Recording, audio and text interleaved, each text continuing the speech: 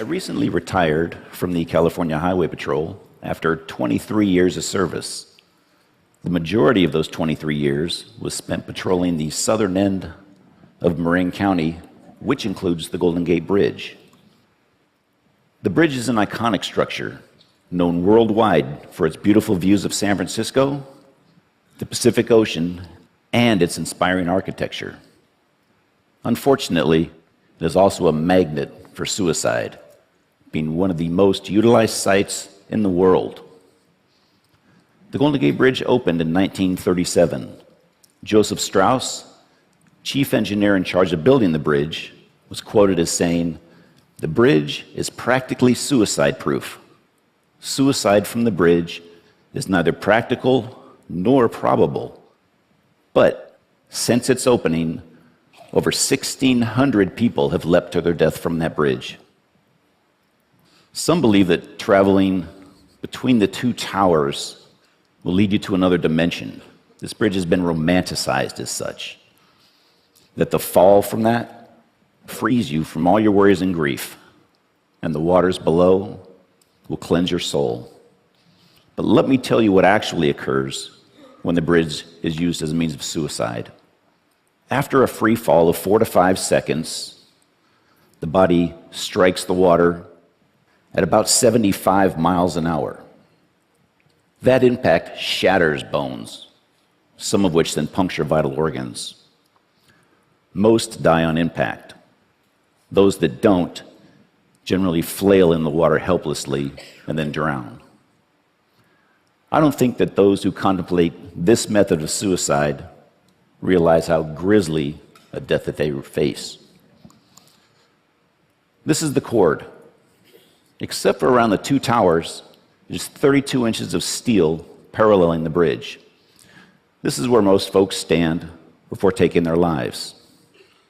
I can tell you from experience that once the person is on that cord, and at their darkest time, it is very difficult to bring them back. I took this photo last year as this young woman spoke to an officer contemplating her life. I want to tell you very happily that we were successful that day in getting her back over the rail. When I first began working on the bridge, we had no formal training. You struggled to funnel your way through these calls. This was not only a disservice to those contemplating suicide, but to the officers as well. We've come a long, long way since then. Now, veteran officers and psychologists train new officers. This is Jason Garber.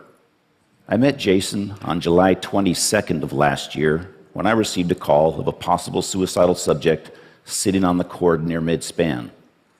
I responded, and when I arrived, I observed Jason speaking to a Golden Gate Bridge officer.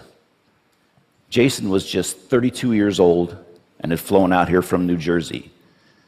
As a matter of fact, he had flown out here on 2 other occasions from New Jersey to attempt suicide on this bridge. After about an hour of speaking with Jason, he asked us if we knew the story of Pandora's box. Recalling your Greek mythology, Zeus created Pandora and sent her down to earth with a box and told her never, ever open that box. Well, one day, curiosity got the better of Pandora, and she did open the box. Out flew plagues, sorrows, and all sorts of evils against man. The only good thing in the box was hope. Jason then asked us, what happens when you open the box and hope isn't there? He paused a few moments, leaned to his right, and was gone. This kind, intelligent young man from New Jersey had just committed suicide. I spoke with Jason's parents that evening, and I suppose that when I was speaking with them that I didn't sound as if I was doing very well. Because that very next day, their family rabbi called to check on me. Jason's parents had asked him to do so. The collateral damage of suicide affects so many people.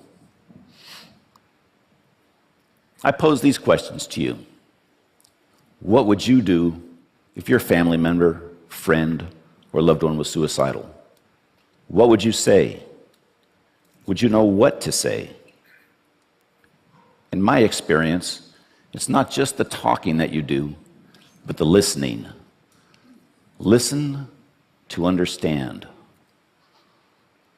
Don't argue, blame, or tell the person you know how they feel, because you probably don't. By just being there, you may just be the turning point that they need. If you think someone is suicidal, don't be afraid to confront them and ask the question. One way of asking them the question is like this. Others in similar circumstances have thought about ending their life. Have you had these thoughts? Confronting the person head on may just save their life and be a turning point for them. Some other signs to look for: hopelessness, believing that things are terrible and never going to get better. Helplessness, believing that there's nothing that you can do about it. Recent social withdrawal and loss of interest in life. I came with this talk just a couple of days ago, and I received an email from a lady that I'd like to read you her letter. She lost her son on January 19th of this year. And she wrote me this email just a couple of days ago. And it's with her permission and blessing that I read this to you.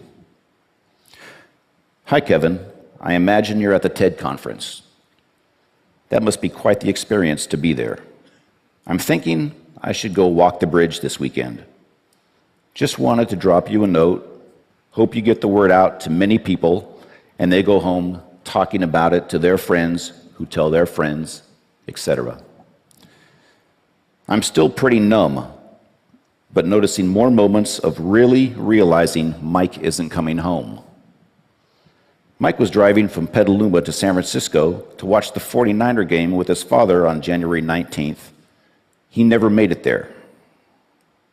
I called Petaluma police and reported him missing that evening. The next morning, 2 officers came to my home and reported that Mike's car was down at the bridge.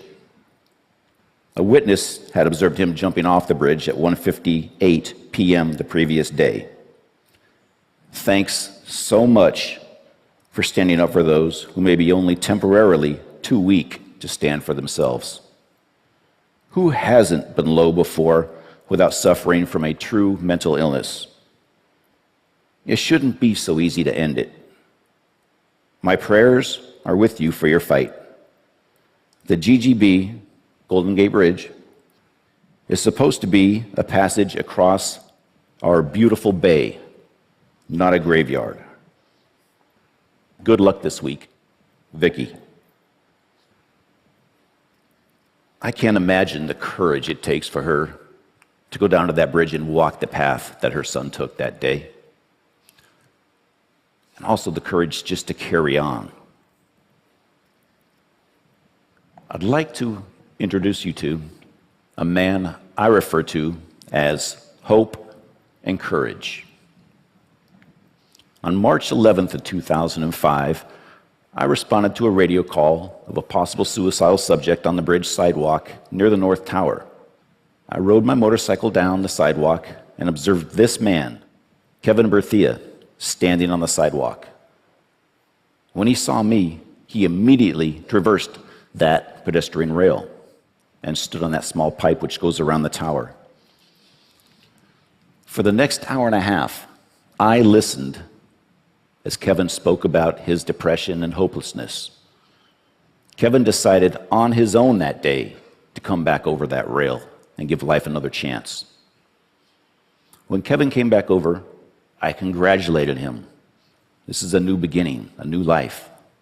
But I asked him, what was it that made you come back and give hope and life another chance? And you know what he told me? He said, you listened. You let me speak, and you just listened. Shortly after this incident, I received a letter from Kevin's mother, and I have that letter with me, and I'd like to read it to you. Dear Mr. Briggs, nothing will erase the events of March 11th, but you are one of the reasons Kevin is still with us. I truly believe Kevin was crying out for help. He has been diagnosed with a mental illness for which he has been properly medicated. I adopted Kevin when he was only 6 months old, completely unaware of any hereditary traits. But thank God, now we know. Kevin is straight, as he says. We truly thank God for you. Sincerely indebted to you, Narvella Berthia. And on the bottom, she writes, P.S. When I visited San Francisco General Hospital that evening, you were listed as the patient. Boy, did I have to straighten that one out. Today, Kevin is a loving father and contributing member of society. He speaks openly about the events that day and his depression in the hopes that his story will inspire others. Suicide is not just something I've encountered on the job. It's personal. My grandfather committed suicide by poisoning. That act, although ending his own pain, robbed me from ever getting to know him. This is what suicide does. For most suicidal folks, or those contemplating suicide, they wouldn't think of hurting another person. They just want their own pain to end. Typically, this is accomplished in just 3 ways: sleep, drugs or alcohol, or death. In my career, I've responded to and been involved in hundreds of mental illness and suicide calls around the bridge. Of those incidents I've been directly involved with, I've only lost 2, but that's 2 too many. One was Jason. The other was a man I spoke to for about an hour. During that time, he shook my hand on 3 occasions. On that final handshake, he looked at me and he said, Kevin, I'm sorry, but I have to go. And he left. Horrible, absolutely horrible. I do want to tell you, though, the vast majority of folks that we do get to contact on that bridge do not commit suicide. Additionally, that very few who have jumped off the bridge and lived and can talk about it, that 1% to 2%, most of those folks have said that the second that they let go of that rail, they knew that they had made a mistake and they wanted to live. I tell people the bridge not only connects Marin to San Francisco, but people together also. That connection or bridge that we make is something that each and every one of us should strive to do. Suicide is preventable. There is help. There is hope. Thank you very much.